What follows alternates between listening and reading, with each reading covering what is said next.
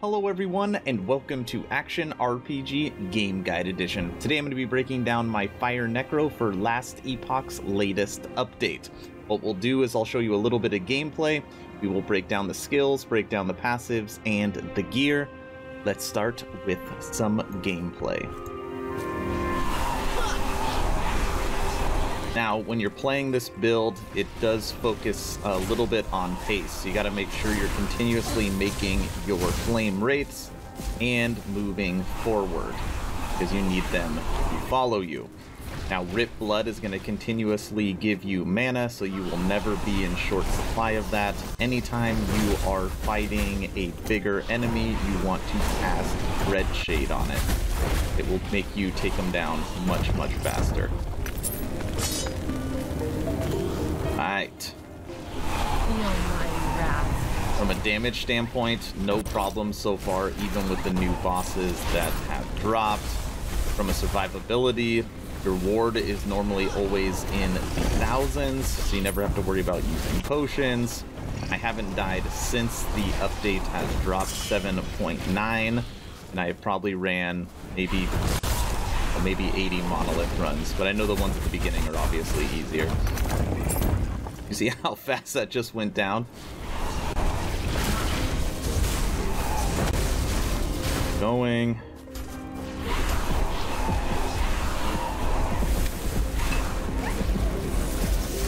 Get up here.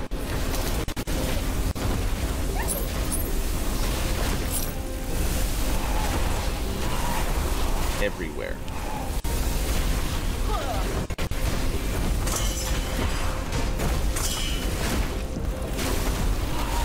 Ooh, I get an ice beetle for this run. Okay. Let me show you something really quick. So you got your golem, got your 5 fire mages, their updated animations, then you've got your wraiths. Now look how many wraiths you can make with Rip Blood. Ready? Right now. Get down to 0. Right now you have 0. Watch this. Feel my wrath.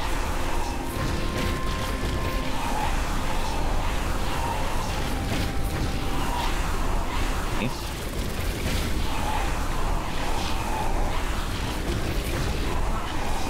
30. 40.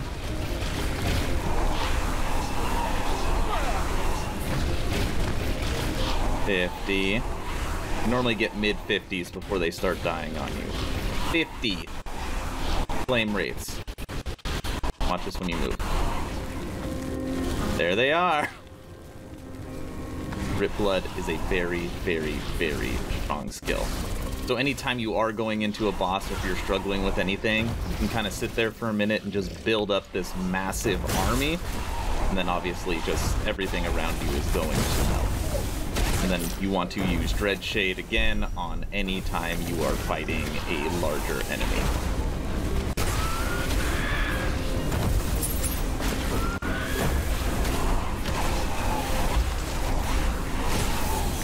Feel my wrath.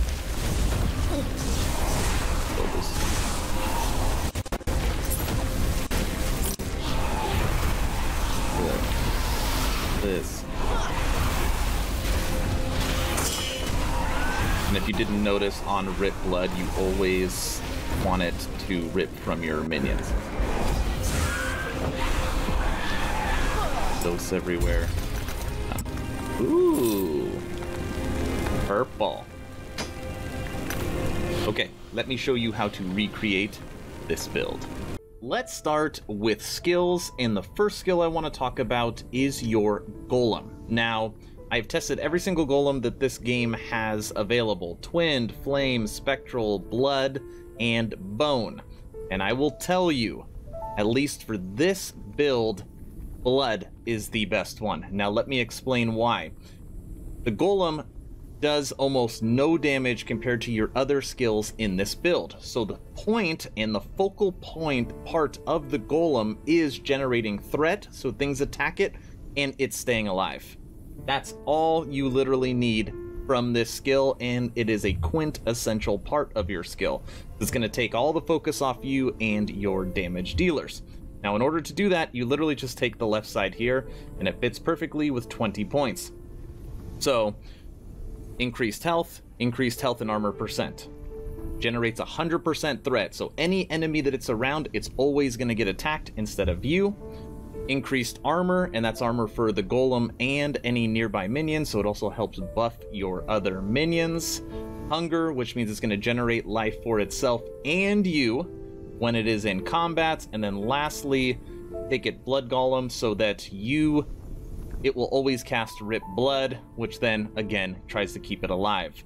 This is the only way you want to take this skill, trust me. Moving on to skill number 2, and this is Summon Skeleton Mages. Now in here, again, you can run level 80 plus Monolith Island 3 with modifiers with only these 5. You don't even need your other 4 skills. That is how much damage they do. Now this is where you get that damage from. First thing you want to do, adaptive spell damage plus 15. Take this with all the other synergies and multipliers. That plus 15 gives the skeleton mages a huge damage increase. Then you want to come down here, Cellar Mortis, its base crit chance and move speed. Then Gray Merchant, multiplier for the crit, and it'll gain life from the crit. Down here, you want to be able to make another one, Order of Death. Then you turn them into Pyromancers. Then you make it where you can only summon Pyromancers. And then you come over here, and Flame Rot makes it for its ignite, duration, and effect. So there is some variations you can choose in here if you want to do so. So let's say you're having a hard time keeping them alive, and you keep forgetting to recast them. So right here you could take Shadow Wardens, which gives them 100% if you put 4 points into it, critical strike avoidance, and ward per second. I used to have it in that, and then I was like, you know, I don't have a hard time keeping them alive, and if they die, I could just recast them. So I ended up moving those 4 points into these. But you can technically take 2 away from here and 2 away from here, so their crit isn't as good, and you can put the 4 into there if you have a hard time with them staying alive. Okay, that's up to you. The other thing we could do is you could take 2 from here and 2 from here, and then you can go up to here and have Splintered Dominion, which basically means that they always shoot 3. So you would have 3, you know, flame balls. So basically, you would have 5 mages that are always shooting 3 projectiles instead of 1. So I used to have it that way, and it's just like flame everywhere, but I would rather have the one they shoot be stronger than shoot 3. That's why I have it set up like this. But Summon Skeletal Mage, it's an absolutely amazing skill. This brings us to skill number 3, Summon Wraith. And these are little things that are literally going to be all over the screen when you are fighting. First thing you're going to do is Grave Reality, which gives them more life, 80% to be exact. Then you want their health to go down slower, which is Delay the End, 32%. They'll have more health, and it'll go down slower, right? So they hang around longer. Then you want to work on their crit chance. So you want Spirit Link 1, Dawn of the Fall 3, and then down here, Dusk of the Living 3. I know you can't see the bottom left because my face is in the way, but take all of those. 3 on Dusk of the Living, 3 on Dawn of the Fall, and 1 on Spirit Link. It will make them much stronger from a critical hit standpoint. Then you come up, Wraith Bringer, Summoning Cast Speed, and Mana Efficiency, so now it doesn't cost as much, so you can make more. You want Flame Wraith Chance, and we're going to talk about a gear piece that you will also need with this build, but you'll make Flame Wraiths, and you will have a higher damage percent. And then with your last skill point, movement speed. They can get to targets quicker, and they hang around next to you more often. This leads us to skill number 4, which is Rip Blood. Now on here, everybody's favorite, Arcane Fortress. So this means nothing, this means nothing. First thing you want to get is Arcane Fortress, which means when you rip blood, instead of it healing health, it gives you Ward, which is this game's version of like Energy Shield, okay? So you're ripping blood, but it's giving you Ward. Then you come over here to the left, 3 into here, so you can get 3 into Thirst, okay? Now what Thirst is going to do is allow you to use Rip Blood whenever you want. You going to bring your mana cost down to -3 and Rip Blood cost 3. You can use it if you're negative mana. It doesn't matter. You can use Rip Blood whenever you want because it's a free skill. Then you come over here under Quenching, grab 5, and then all 3 of these are absolutely quintessential. This will make it where you get more ward based upon your intelligence. This will make it so that you could target your minions. Your minions, when you have them in a big cluster, it will instantly give you tons of ward. And because of Mana Feast, it's going to give you your mana back up. So basically, you're casting Rip Blood on your minions, and it barely affects them. And what it's going to do is it's going to give you a ton of ward and a ton of mana. So you Rip Blood, Rip Blood, Rip Blood, make your wraiths, Rip Blood, make your wraiths, over and over and over again. It's unbelievably strong. We have now come to the 5th and last skill of this build, Dreadshade, which is also the newcomer skill. And what I've done is replaced skeletons because mages do so much more damage anyways than skeletons that they are not even noticed. Now, what does Dreadshade do? Basically, it's a buff that you put on your minion, like this little like Reaper looking guy, kind of looks, it's a wraith. And around it, it creates a ring, and then anything in that ring gets a 25% increased damage buff. But what Dreadshade does is it also lowers the life of the minion until it dies. So ultimately, what you're doing is you're buffing your minions, but you're also killing your minion. Now, let me tell you why I like this skill so much. Now, what you want to do first is take Spectral Presence, which makes it so your Dreadshade's ring is 100% increased. So it's bigger, right? So you're buffing more minions around you. Then you come over here, Grim Fate, take 4 of this, which is now going to make it 200% increased range for minions that are getting a buff. This will also add 60% increased damage, but they'll die faster. Then you come down here, Dying Coven, which is going to add increased cast speed and attack speed. Okay, so what we are right now is we're 11 points in.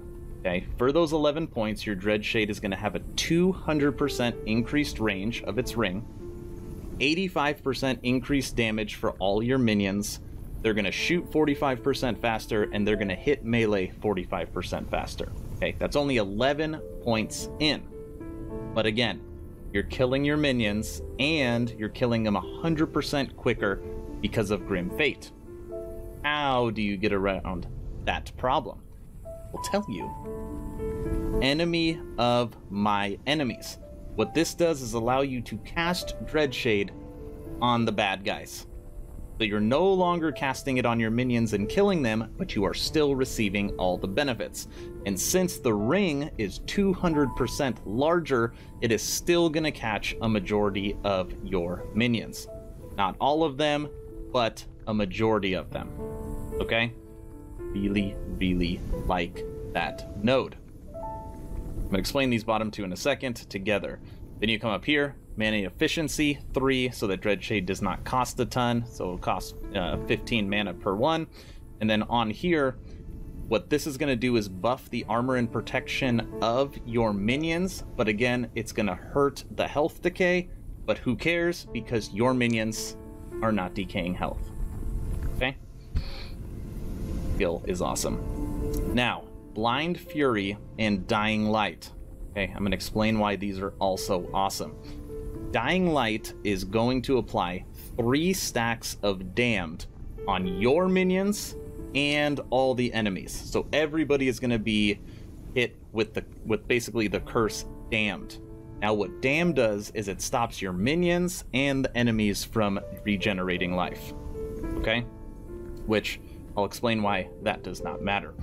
And then Blind Fury is going to increase your minions' cast speed by 50% and attack speed by 50%. Okay? But it's going to blind your minions, and I will explain what that means as well. Which means when all of this is said and done, your armor and protections for your minions are boosted. You're getting a 95% increase in melee attack speed and cast speed. On top of that, you are getting an 85% increased damage for your minions. and you're applying damned to your enemies, so they can't regenerate health. Wow. Okay. Let me explain why that doesn't hurt you in any way. Those are all the skills. When you look at your character, see, this build does not focus on minion health regeneration. You will see it right here. Increased minion health regeneration, 0. So damned doesn't affect them at all, even though they'll be cursed with it. But it will affect your enemies, because they won't be able to regenerate life. On top of that, other stats, that 50% increased cast speed and melee hit speed, even though it's going to blind your minions, well, this is what blind does. Blind halves the crit chance and causes enemies to aim erratically, often missing ranged attacks.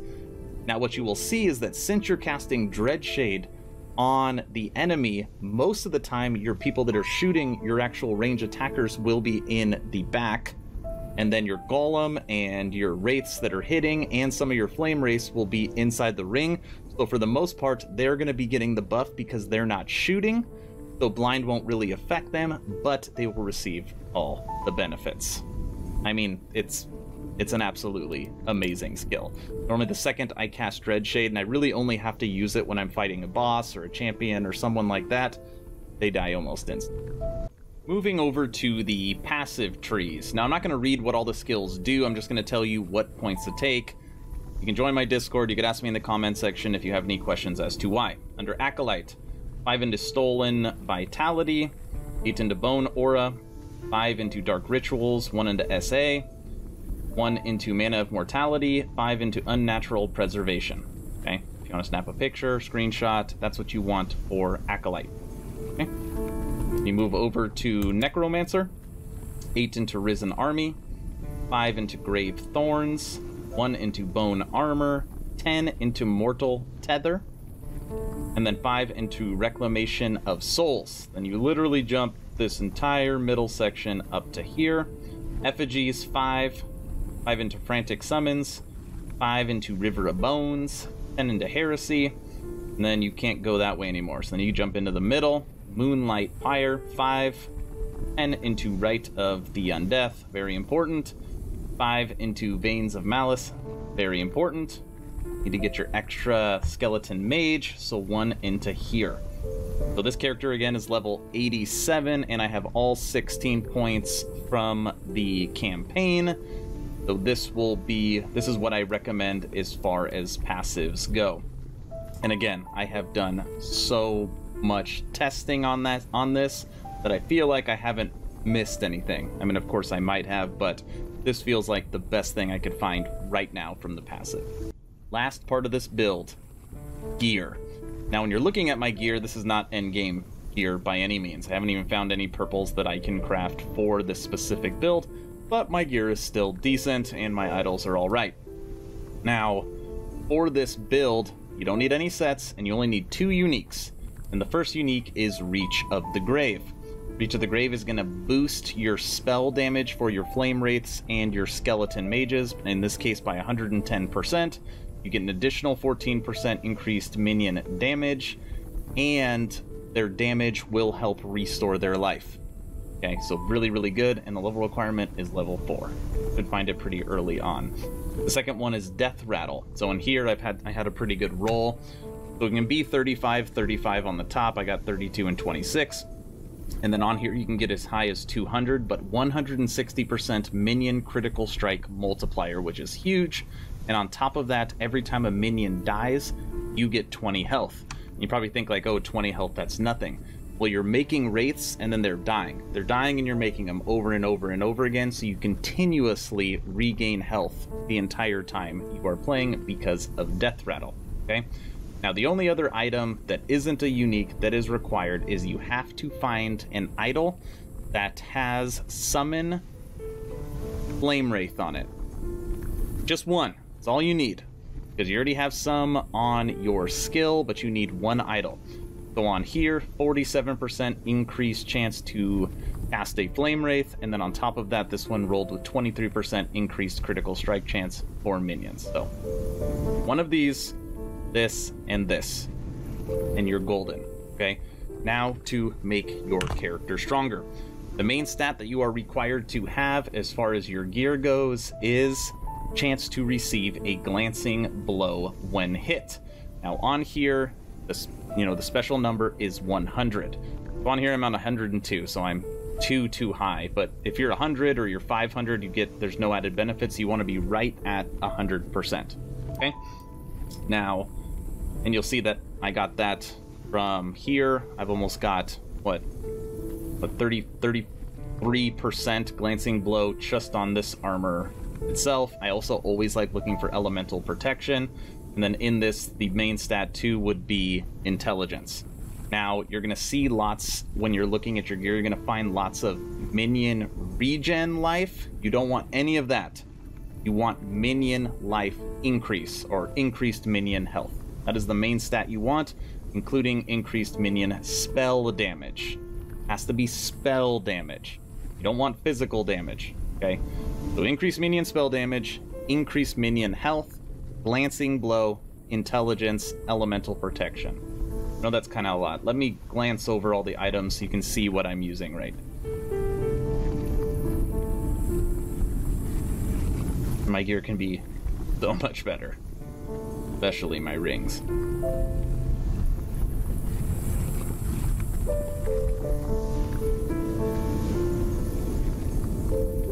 Now, side note as well, that this catalyst will give you ward per second and as high as 15 to intelligence. So this one I crafted. It has minion health, minion damage, minion spell damage, and elemental protection. So it's like really good. And then these boots will give you ward retention. So your blue boots are important as well. Now lastly, the idols. So in here you have lots of different options. I like ensuring that one idol has apply Mark of Death on hit. That makes it so you do 30% increased damage to anybody you're fighting against. So again, it's just another curse you're going to put on your enemies. So your enemies will have Mark of Death on them and Damned on top of everything else you're doing. This one's just good for skeleton mages as far as reflex damage, and then minion critical strike chance. You already saw this one. And then this one, I just found one that had 23% increase receive a glancing blow when hit. This is what put me over the 100 mark. So that is the gear for this character. And again, it can be so much better. All right, let me jump from bottom left to top right so you can see this. Once your skills are done, your passives are set, and you have your gear, let me show you what this build is capable of. And again, remember, the gear could be a whole lot better. Glancing blow, 102. Don't go over 100 because that's 2% is basically a waste. Ward retention, 246%. This could be a whole lot better if you continue to improve on your intelligence and your ward retention percent. But down here is the money maker. Increased minion damage, 207%. Okay, that's pretty good. Increased minion spell damage, 341%. Ooh, that's better. And right here, increased minion fire damage, 407. You add up those three totals, your flame wraiths and your skeleton mages will be doing 955% increased damage. On top of that, they will have a critical strike chance at 17% and a critical strike multiplier of 360%. On top of that, all of your minions will have 714% increased health. It's a beast. It's an absolute beast. Again, I have no problem with damage output, and I have no problem with survivability. That's the build. If you have not joined the official Action RPG Discord, please consider it. We now have over 220 members, great conversations every day. The idea is to have a gaming community that could jump from game to game together so you never start the server alone. On top of that, I'm literally on there every day. You can ask me direct questions, and we talk a lot about Last Epoch. That's it. Let me know what you think of the build and or any suggestions you have to continue to improve it. Stay home, stay safe, do not forget to join the official Action RPG Discord. Aaron